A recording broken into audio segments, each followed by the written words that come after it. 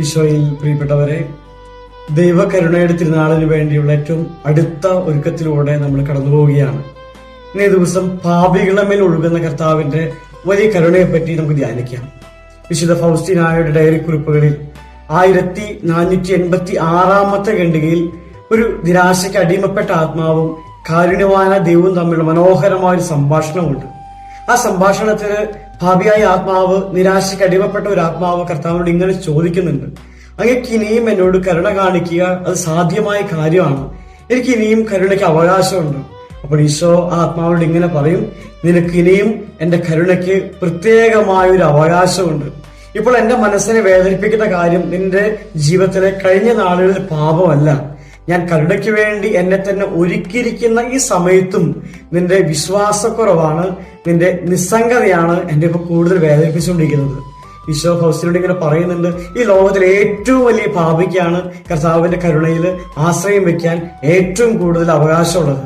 നിന്റെ പാപം അതെത്ര വലുതാണെങ്കിലും അതിനേക്കാൾ മുകളിൽ ഉയർന്നു നിൽക്കുന്നതാണ് കർത്താവിന്റെ കാരുണ്യം.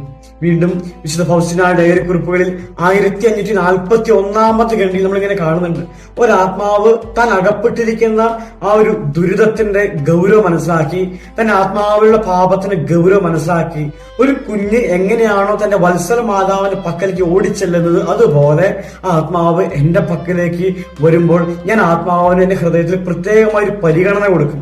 എന്റെ കരുണ കാണിക്കുന്നവരിൽ ഞാൻ പ്രത്യേകമായ മുൻഗണന ഞാൻ ആത്മാവിന് കൊടുക്കുമെന്ന് ഈശോ വാഗ്ദാനം ചെയ്യുന്നുണ്ട്. ദൈവകരുണയുടെ അത്ഭുതം എന്താണെന്ന് വീണ്ടും വിശുദ്ധ ഫൗസ്റ്റീനയുടെ കർത്താവിനെ പറയുന്നുണ്ട്.